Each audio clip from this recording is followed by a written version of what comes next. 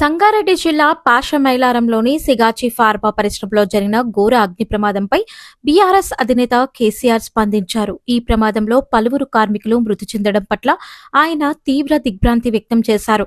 మృతులకు తన సంతాపం ప్రకటించారు. మృతుల సంఖ్య ఇంకా పెరగనున్నదనే వార్తలు వినపడుతుండటంపై ఆయన ఆందోళన వ్యక్తం చేశారు. ప్రమాదానికి కారణాలపై విచారణ జరిపించాలని కేసీఆర్ డిమాండ్ చేశారు. ఈ ప్రమాదంలో గాయపడిన వారికి తక్షణమే మెరుగైన వైద్య చికిత్స అందించాలన్నారు. చనిపోయిన కార్మికులు, ఉద్యోగుల కుటుంబాలను ఆర్థికంగా ఆదుకోవాలని ప్రభుత్వానికి సూచించారు. మృతుల కుటుంబాలకు కేసీఆర్ తన ప్రగాఢ సానుభూతి తెలిపారు. ధరలు విపరీతంగా పెరుగుతున్న కారణంగా పరిస్థితులను అనుసరించి సెలూన్ షాప్ రేట్లు పెంచుతామని, అందుకనుగుణంగా జూలై 4న హనుమకొండ చౌరస్తాలోని సెలూన్ షాపులన్నీ బంద్ చేస్తారని హనుమకొండ చౌరస్తా నాయి బ్రాహ్మణ సేవా సంఘం అధ్యక్ష కార్యదర్శులు సింగారపు శ్యామ్, జంపాల వేణుగోపాల్ తెలిపారు. ఈ మేరకు సోమవారం హనుమకొండ చౌరస్తాలో పెరిగిన ధరల పట్టికను వారు ఆవిష్కరించారు. బంద్ సందర్భంగా కస్టమర్లందరూ సహకరించాలని వారు కోరారు. ఈ కార్యక్రమంలో కమిటీ సభ్యులు పాల్గొన్నారు. సంగారెడ్డి జిల్లాలోని పాషమైలారం సిగాచి పరిశ్రమలో రియాక్టర్ పేలుడు సంభవించిన విషయం తెలిసిందే. ఈ ఘటనలో మృతుల సంఖ్య పెరిగింది. ఇప్పటి వరకు 12 మంది ప్రాణాలు కోల్పోగా 30 మందికి పైగా గాయపడ్డారు. పేలుడు దాటికి 3 అంతస్తుల భవనం కుప్పకూలగా శిథిలాల్లో మరికొందరు చిక్కుకొని ఉంటారని అనుమానిస్తున్నారు. మృతుల సంఖ్య పెరిగే అవకాశం ఉందని అధికారులు పేర్కొంటున్నారు. ఘటన జరిగిన సమయంలో ఫ్యాక్టరీలో దాదాపు 108 మంది కార్మికులు ఉన్నారని సమాచారం. గాయపడ్డ కార్మికుల్లో 12 మంది పరిస్థితి విషమంగా ఉన్నట్లు తెలుస్తోంది. కార్మికులను ఆసుపత్రికి తరలించి చికిత్స అందిస్తున్నారు. ఈ పేలుడులో company vice president LN Govan సైతం మృతి చెందారు. ఆయన ప్లాంట్లోకి వచ్చిన సమయంలోనే రియాక్టర్ పేలుడు సంభవించినట్లు తెలుస్తోంది. ప్రమాదం దాటికి ఆయన కారు పూర్తిగా ధ్వంసమైంది. నక్సలైట్లతో చర్చలు ఉండవని కేంద్ర హోంమంత్రి అమిత్ షా నిజామాబాద్ పర్యటనలో చేసిన వ్యాఖ్యలపై సిపిఐ జాతీయ కార్యదర్శి నారాయణ స్పందించారు. నక్సలైట్లను చంపగలరేమో కానీ నక్సలిజాన్ని అంతం చేయలేరని అన్నారు.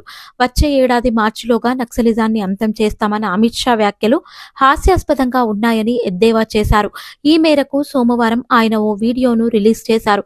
ఆదివారం నిజామాబాద్ జిల్లా పర్యటనలో భాగంగా మాట్లాడిన అమిత్ షా నక్సలైట్లు తక్షణమే హింసను వీడి జనజీవన స్రవంతిలోకి రావాలని పిలుపునిచ్చారు.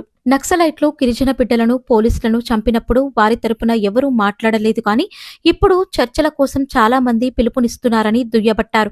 దేశవ్యాప్తంగా ఇప్పటి వరకు 10,000 మంది నక్సలైట్లు లొంగిపోయారన్నారు.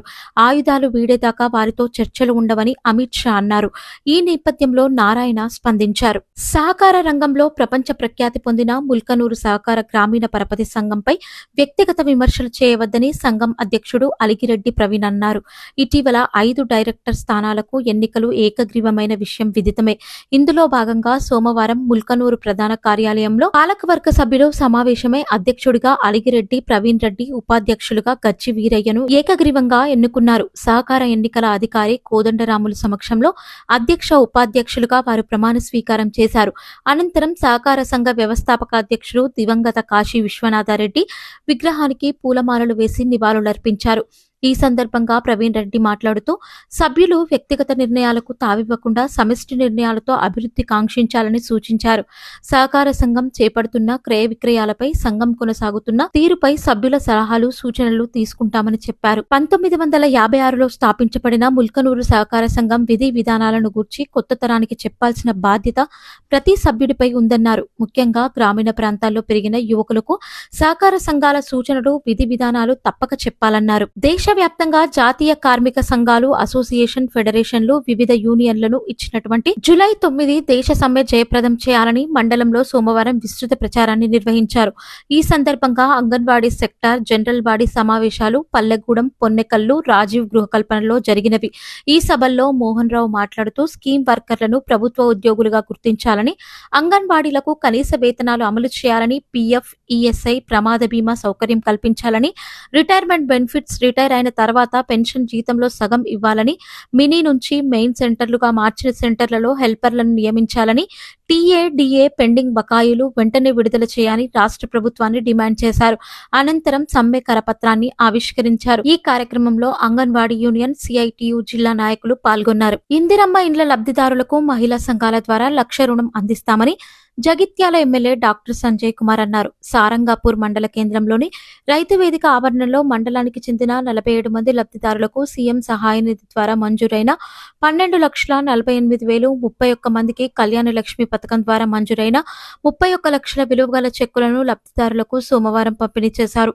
ఈ సందర్భంగా ఎమ్మెల్యే మాట్లాడుతూ ప్రతి గ్రామంలో అర్హులైన ఇల్లు లేని నిరుపేదలకు ఇందిరమ్మ ఇల్లు మంజూరు చేస్తామని అన్నారు. ఇందిరమ్మ ఇళ్ల లబ్ధిదారులకు మహిళా సంఘాల ద్వారా 1,00,000 రుణం మంజూరు చేస్తామని, దీంతో బేస్మెంట్ వరకు పనులు ప్రారంభిస్తే ప్రభుత్వం నుండి మొదటి బిల్లు వస్తుందని అన్నారు. దేశంలో ఎక్కడా లేని విధంగా ఉచిత బస్సు, గృహజ్యోతి పథకాలు అమలు చేస్తున్నామని అన్నారు. పెంబట్ల బీరయ్య గుడికి సీజీఎఫ్ నిధులు 12 లక్షలు మంజూరైనట్లు పేర్కొన్నారు. ఈ కార్యక్రమంలో ఆయా శాఖల అధికారులు, మాజీ సర్పంచ్లు, మాజీ ఎంపీటీసీలు, నాయకులు, మహిళలు, లబ్ధిదారులు తదితరులు పాల్గొన్నారు. ఇల్లందు పర్యటనకు వచ్చిన భద్రాద్రి కొత్తగూడెం జిల్లా కలెక్టర్ జితేష్ వి పాటిల్ ను అఖిలపక్షం నాయకులు కలిసి పలు సమస్యలు పరిష్కరించాల్సిందిగా కోరుతూ వినతి పత్రం అందజేశారు.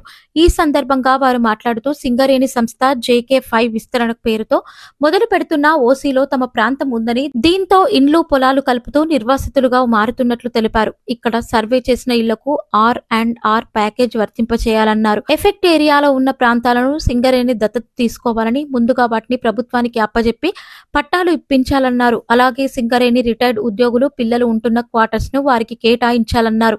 సింగరేణి సంస్థ భవిష్యత్తులో చేపట్టబోయే టెండర్లలో వారికి అవకాశం కల్పించాలన్నారు. స్థానికంగా ఉన్న యువతకు ఉపాధి అవకాశాలు కల్పించాలన్నారు. ఈ సందర్భంగా కలెక్టర్ మాట్లాడుతూ ఎన్ని ఇళ్లు పోతున్నాయని, వ్యవసాయ భూమి ఎంత పోతుందని అడుగగా 250 పైగా ఇండ్లు వ్యవసాయ భూములు పోతున్నట్లు చెప్పారు. అలాగే దాదాపు 1800 కుటుంబాలు ఎఫెక్ట్ ప్రాంతంలో ఉన్నాయని తెలిపారు. ఈ అంశాలను పరిశీలించి త్వరలోనే సింగరేణి అధికారులతో మాట్లాడనున్నట్లు కలెక్టర్ హామీ ఇచ్చినట్లు కమిటీ నాయకులు తెలిపారు. బీజేపీ రాష్ట్ర అధ్యక్షుడిగా కిషన్ రెడ్డి వారసుడు ఎవరనే దానిపై సస్పెన్స్ వీడింది. తదుపరి అధ్యక్షుడిపై పార్టీ అధిష్టానం స్పష్టతనిచ్చింది. మాజీ ఎమ్మెల్సీ రామచంద్రరావు పేరును ఖరారు చేసింది. అధ్యక్ష పదవి కోసం జరుగుతున్న ఎన్నికల్లో నామినేషన్ వేయాలని పార్టీ హైకమాండ్ ఆయనను ఆదేశించింది. దీంతో సోమవారం మధ్యాహ్నం 2 గంటలకు నామినేషన్ దాఖలు చేయనున్నారు. రాష్ట్ర అధ్యక్ష పదవికి ఎంపీ ఈటెల రాజేందర్ పేరు ప్రకటించడం లాంఛనమేనన్న ప్రచారం జరిగింది. అయితే రామచంద్రరావు పైపే పార్టీ అగ్రనాయకత్వం మొగ్గు చూపింది. రాష్ట్ర అధ్యక్ష పదవితో పాటు జాతీయ కౌన్సిల్ సభ్యుల ఎన్నికకు బీజేపీ తెలంగాణ రాష్ట్ర ఎన్నికల అధికారి ఎండల లక్ష్మీనారాయణ ఆదివారం నోటిఫికేషన్ విడుదల చేశారు. సోమవారం మధ్యాహ్నం 2 గంటల నుంచి సాయంత్రం 4 గంటల వరకు నామినేషన్లను స్వీకరిస్తారు. 1 కంటే ఎక్కువ నామినేషన్లు వచ్చినట్లయితే మంగళవారం మన్నెగూడలోని వేద కన్వెన్షన్ హాల్లో ఎన్నికలు నిర్వహించనున్నారు.